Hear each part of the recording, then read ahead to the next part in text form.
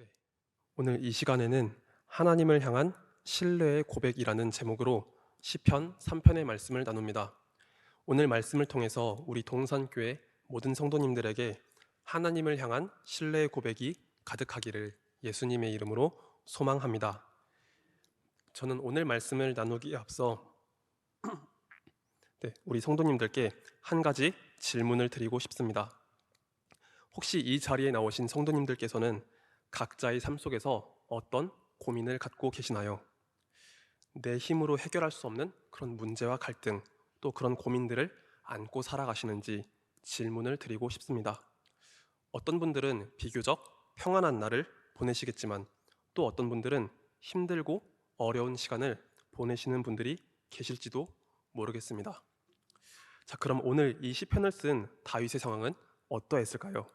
시편 3편에는 제목이 있습니다. 시편 3편의 제목을 읽으면 시편의 기자인 이 다윗이 어떤 상황에 처해 있었는지 우리가 알 수 있습니다. 시편 3편의 제목은 다윗이 그의 아들 압살롬을 피할 때에 지은 시입니다. 시편 3편의 이 제목은 모든 시편의 말씀 중에서 가장 먼저 나온 제목인데, 그래서 기쁨과 즐거움이 넘치는 그런 제목이면 참 좋겠지만 제목을 보자마자 우리는 직감적으로 알 수 있습니다. 다윗의 인생에서 최악의 순간이 찾아왔을 때라는 것을 알 수 있습니다. 이스라엘 역사상 가장 위대한 왕으로 손꼽히는 다윗이 그 아들 압살롬의 반역 때문에 왕궁에서 쫓겨난 상황이었습니다. 사무엘하 13장부터 18장의 말씀을 보면은 압살롬이 왜 반역을 일으켰는지 그 이유와 구체적인 상황을 우리가 알 수 있습니다. 다윗에게는 암논이라는 첫째 아들이 있었습니다. 그런데 다윗의 첫째 아들 암논은 자기 이복 여동생이었던 다말에게 마음이 끌렸습니다. 한 아버지를 둔 자식들끼리 품어서는 안 될 마음을 먹었던 것입니다. 그리고 하나님의 법 앞에서 한 가족으로서도 절대 해서는 안 될 행동을 이복 여동생에게 저질렀습니다. 다말과 강제적으로 부적절한 관계를 맺은 것이지요. 하지만 다윗의 첫째 아들 암논은 이 부적절한 행위를 한 뒤에 자기 이복 여동생 다말을 버렸습니다. 이 사건으로 인해서 다말은 큰 충격에 빠졌습니다. 머리에 재를 뒤집어쓰고 그저 울 수밖에 없었습니다. 다말의 친오라버니였던 압살롬은 이 사건을 알게 되었고 만 2년이 지난 뒤에 모든 형제들이 모인 곳에서 계략을 꾸며서 첫째 형 암논을 죽였습니다. 이후에 압살롬은 자신의 외가댁으로 도망을 가버립니다. 몇 년의 시간이 지나고 요압 장군의 중재로 압살롬이 예루살렘에 돌아왔지만 다윗의 아들 압살롬은 결국 아버지 다윗을 향해 반역을 일으켰습니다. 다윗의 자녀들 사이에 벌어진 이 비극적인 사건은 거슬러 올라가면 다윗의 범죄 때문이라는 것을 우리가 알 수 있습니다. 다윗이 우리아의 아내 밧세바를 범한 사건 때문이었습니다. 다윗이 밧세바와 간음을 저지르고 그 사건을 덮기 위해서 우리아를 죽였습니다. 요압 장군에게 편지를 보내서 충성스러운 우리아를 전쟁터의 선봉으로 내보내고 나머지 군사들을 뒤로 후퇴시켜서 우리아를 죽게 만든 것입니다. 다윗은 남편을 잃은 밧세바를 위로하며 아내로 맞이했습니다.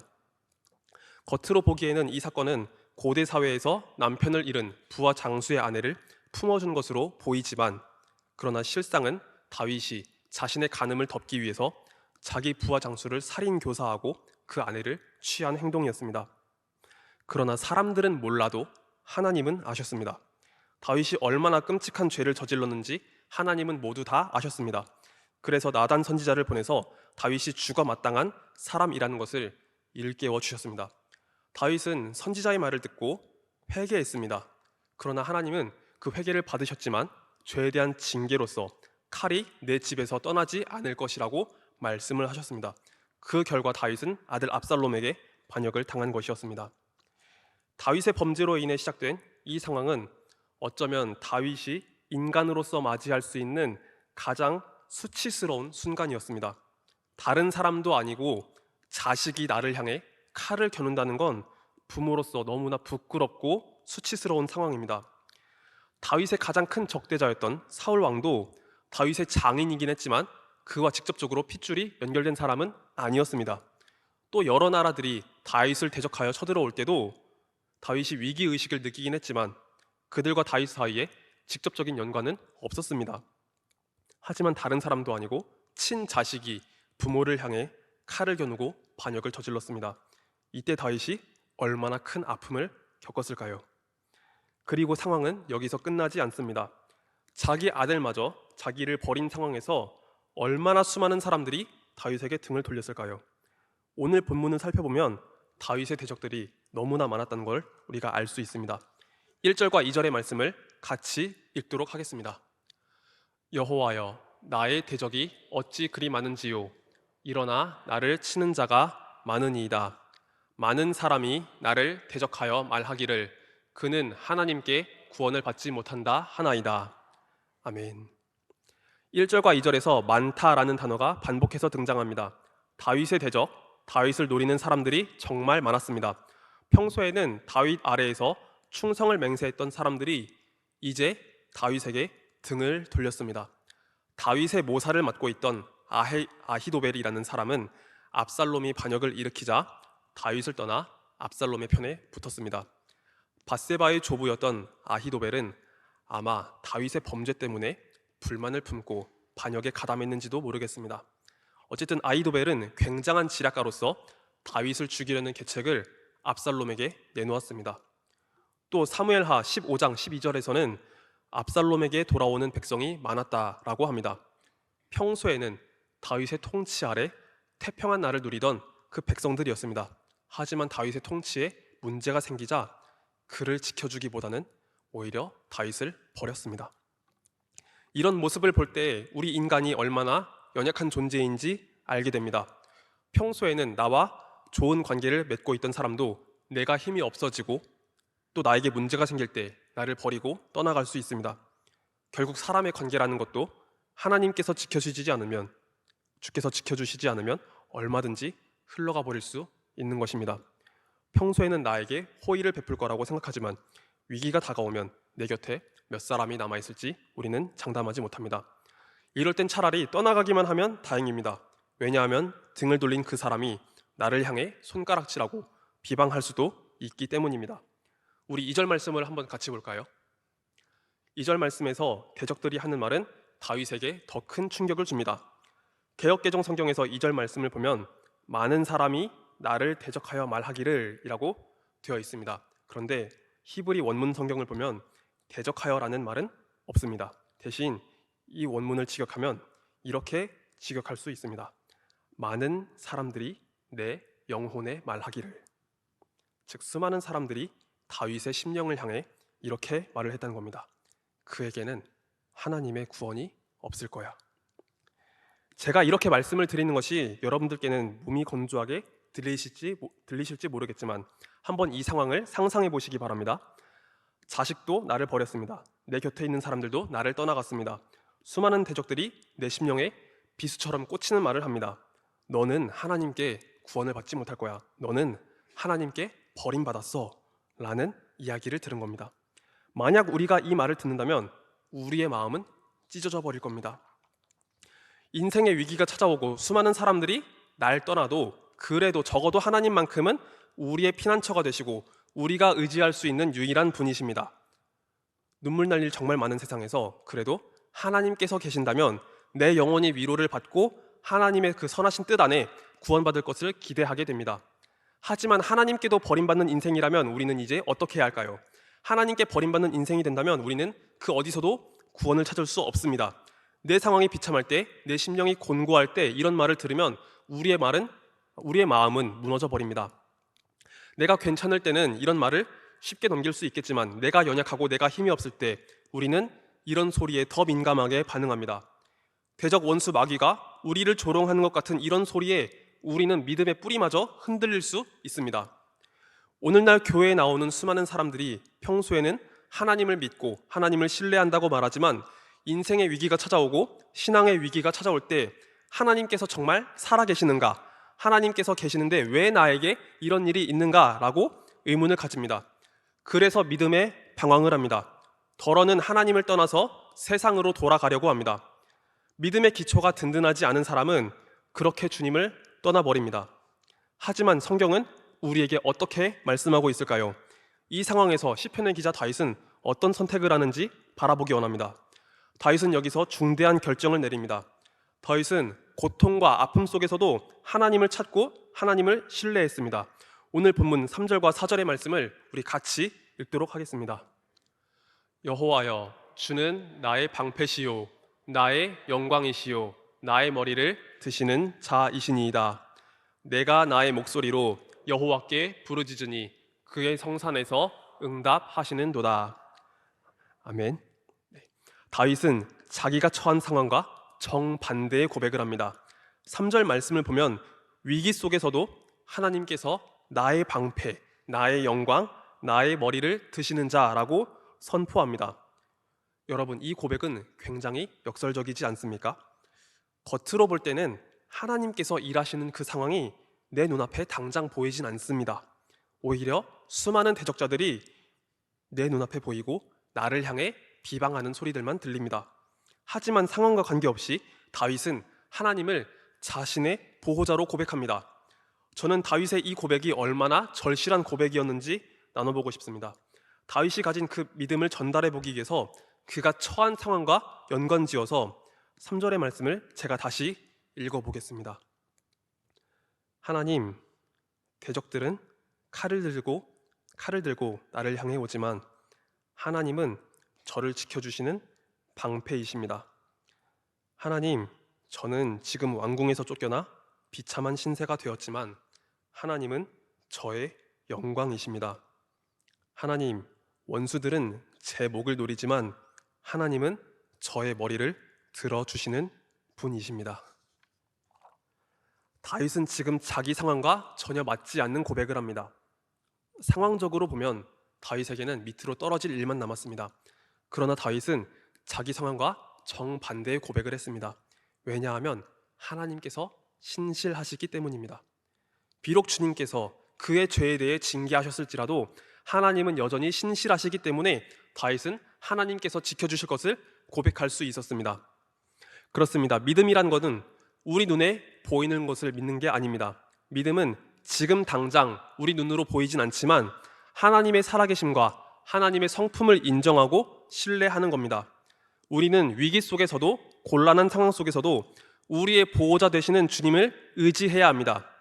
때로는 나의 죄악과 나의 잘못으로 인해 이런 위기가 찾아올 수 있지만 우리는 나의 그 연약함, 죄악들을 철저히 회개하면서 다시 한번 주님께 나아가야 합니다. 하나님의 신실하심을 믿고 주를 의지해야 하는 것이죠. 그럼 우리 함께 이어서 5절과 6절의 말씀을 읽도록 하겠습니다.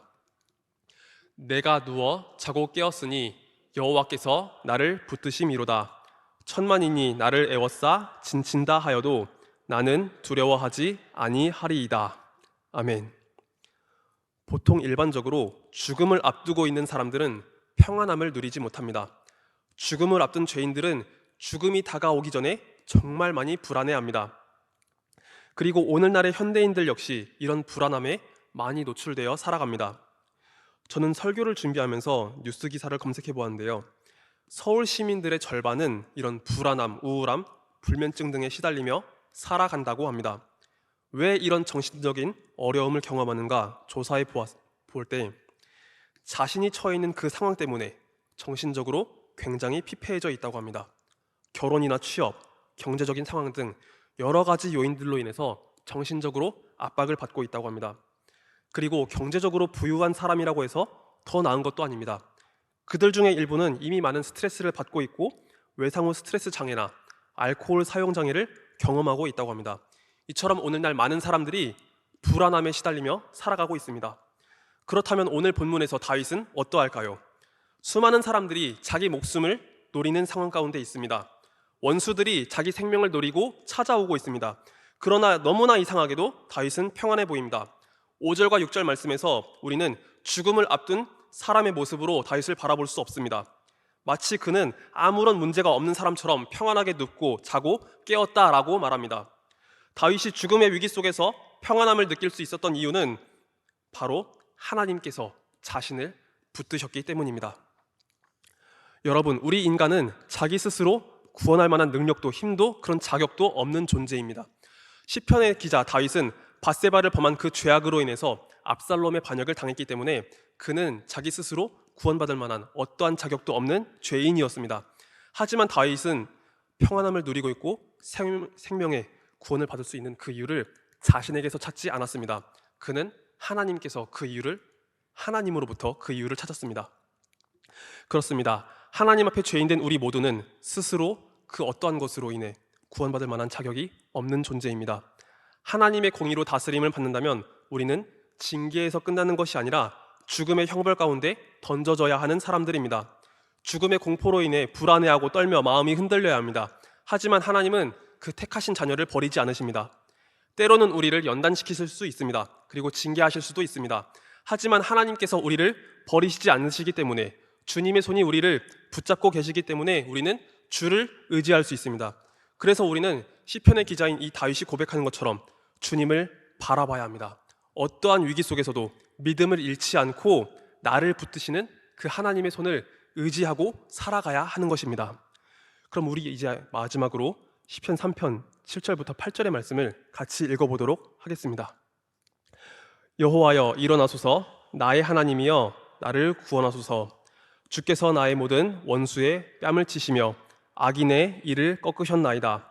구원은 여호와께 있사오니 주의 복을 주의 백성에게 내리소서. 아멘. 7절과 8절에서 이제 다윗은 자신을 붙드시는 하나님께 간구합니다.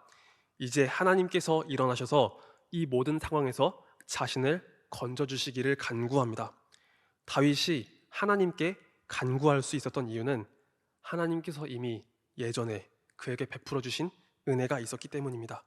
그 모든 원수로부터 자신을 구원해 주셨기 때문에 지금도 앞으로도 늘 항상 하나님께서 자기를 구원해 주시기를 간구했던 겁니다. 그렇다면 우리는 어떠할까요? 우리는 왜 여러 가지 문제와 어려움이 찾아올 때 주님께 간구할 수 있고 주님께 부르짖을 수 있을까요? 그건 바로 예수님께서 우리를 위해 베푸신 그 은혜와 사랑 때문입니다. 로마서 5장 8절에서 성경은 우리에게 이렇게 전하고 있습니다. 우리가 아직 죄인 되었을 때 그리스도께서 우리를 위하여 죽으심으로 하나님께서 우리에 대한 자기 사랑을 확증하셨느니라. 아멘. 그렇습니다. 십자가 위에서 자기 아들을 내어주신 하나님께서 그 아들을 통해 우리에게 사랑을 보여주셨습니다. 그 아들을 내어주실 만큼 하나님은 자신의 모든 것을 다해서 우리를 사랑하시고 아끼십니다. 다윗이 밧세바를 범하여 이 수치를 당한 것처럼 우리도 때로는 죄인으로서 그런 죄의 두려움으로 인해, 죄의 더러움으로 인해 하나님 앞에 설 수조차 없을 때가 있지만 그때 주님은 우리를 사랑하셨습니다. 그리고 우리를 주의 은혜로 구원해 주셨습니다. 그렇기 때문에 우리는 십자가에 달리신 예수 그리스도를 바라보면서 우리에게 주신 그 은혜를 기억하며 다시 한번 주께 나아갈 수 있습니다. 이어서 우리 로마서 8장 32절 말씀을 같이 보도록 하겠습니다. 제가 말씀을 읽겠습니다. 자기 아들을 아끼지 아니하시고 우리 모든 사람을 위하여 내주신 이가 어찌 그 아들과 함께 모든 것을 우리에게 주시지 아니하겠느냐. 아멘. 예수님은 우리에게 말씀하십니다. 환난과 핍박과 어려움이 찾아오더라도 우리에게 베풀어 주신 그 은혜를 떠올리며 주님의 그 사랑을 떠올리며 우리가 주를 의지할 것을 주님은 요청합니다. 그렇기 때문에 우리는 우리의 자격으로 인해서 나아가는 것이 아니라 주님께서 베풀어 주신 그 은혜와 구원을 바라보면서 오늘도 주님께 기도할 수 있습니다. 나의 문제, 나의 상황, 나의 더럽고 추한 그 모든 죄가 어떻든 우리는 주님께서 베풀어 주신 그 은혜와 사랑을 기억하며 나아가야 합니다. 이제 말씀을 맺도록 하겠습니다. 우리가 인생을 살다 보면 때로는 내 힘으로 감당하기 어려운 고난과 아픔 그리고 수치스러운 순간들이 찾아올 수 있습니다. 그리고 그것이 심지어 나의 죄로 인해 발생한 문제일 수도 있습니다. 그러나 상황이 어떠하든 우리에겐 소망이 있습니다. 왜냐하면 하나님께서 함께 계시기 때문입니다. 그 독생자 예수 그리스도를 통해서 우리에게 보여주신 하나님의 사랑이 있기 때문에 우리는 오늘도 주님께 의지하며 나아갈 수 있습니다. 그러므로 이 자리에서 함께 예배를 드리는 우리 동산교회 모든 성도님들은 아픔과 고통, 슬픔이 찾아오더라도 늘 예수 그리스도, 우리 주님만을 바라보면서 나아가기를 예수님의 이름으로 소망합니다. 그럼 오늘 말씀 맺고 기도드리겠습니다.